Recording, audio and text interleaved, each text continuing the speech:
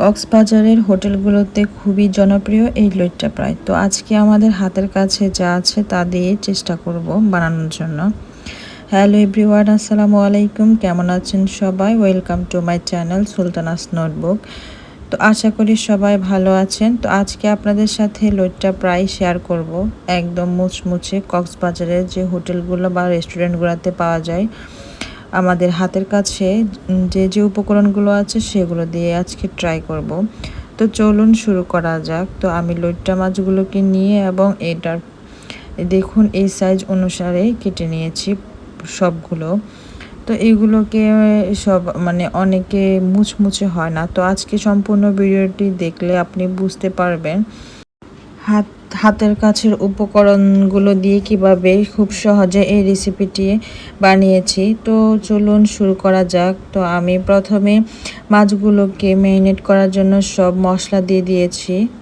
তো যা যা মশলা লাগে ধনিয়া, জিরা, লবণ, হলুদ, মরিচ, পেঁয়াজ, একটু লেবুর রসটা দিয়েছি যেন এটার মাছের গায়ে একটা গন্ধ থাকে ওইগুলো যাওয়ার জন্য। তো ওইগুলো দিয়ে ভালো করে মেখে আমি ম্যারিনেট করে রাখবো প্রায় 10 থেকে 15 মিনিটের মতো।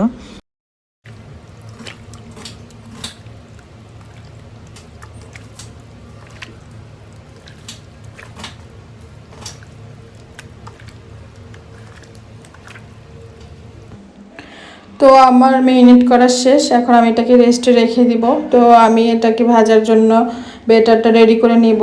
তো মাছের পরিমাণ অনুসারে আপনি বেটারটা রেডি করবেন। তো আমার এখানে 500 গ্রামের মতোই মাছ ছিল। তো এই জন্য আমি এখানে হাফ কাপের মতো নিয়েছি চালের গুঁড়া, তার অর্ধেক নিয়েছি আটা এবং 2 চামচের মতো নিয়েছি বেসন। এরপর হচ্ছে মশলাগুলো অ্যাড করে দিব, লবণ আর হচ্ছে লাল মরিচের গুঁড়ো, সামান্য জিরা আর সামান্য ধনিয়া দিয়ে দিয়েছি। এখন এটাকে ভালোভাবে মিক্স করে নিব যেন বেটারটা পারফেক্টভাবে হয়। এরপর হচ্ছে আমি একটা চামচ দিয়ে ভালো করে নেড়ে দেখব যেন চামচের গায়ে একটু আঠা আঠাভাবে লেগে থাকে। একদম যদি পাতলা হয়ে যায় তাহলে তো মাছের গায়ে ঠিক মতো লাগবে না।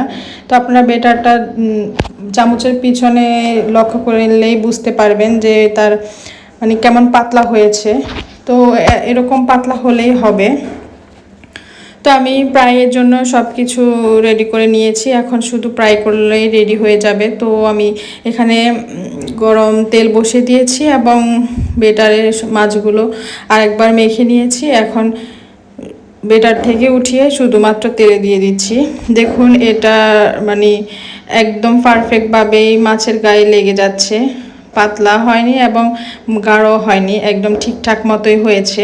তো আপনারা এইভাবে ট্রাই করবেন, ইনশাল্লাহ আশা করি আপনাদেরও পারফেক্টভাবে হবে।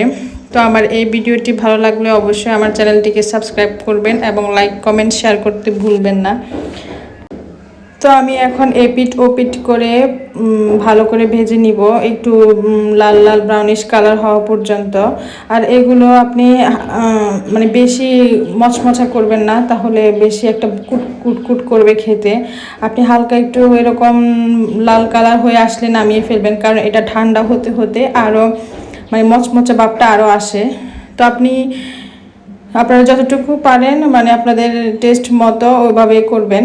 তো এই তো আমার প্রায় অর্ধেকের মতো দিয়ে দিয়েছি, এখন আমি বাকিগুলো আস্তে আস্তে ভেজে ফেলবো।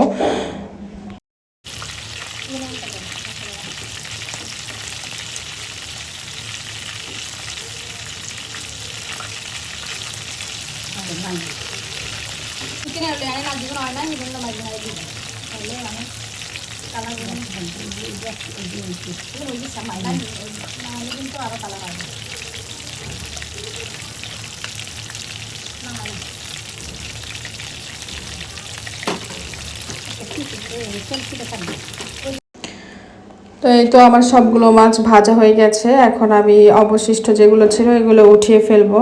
তো এটা একদম পারফেক্ট কক্সবাজারের মতো এই টেস্ট এসেছে। আপনারা চাইলে এভাবে ট্রাই করতে পারেন, অবশ্যই আপনাদের ভালো আসবে। তো আপনাদের কার কার ভালো লেগেছে অবশ্যই কমেন্টসে জানাবেন এবং আমার সম্পূর্ণ ভিডিওটি দেখার জন্য থ্যাংক ইউ আপনাদের সবাইকে। তো দেখুন রেডি হয়ে গেল। আসসালামু আলাইকুম।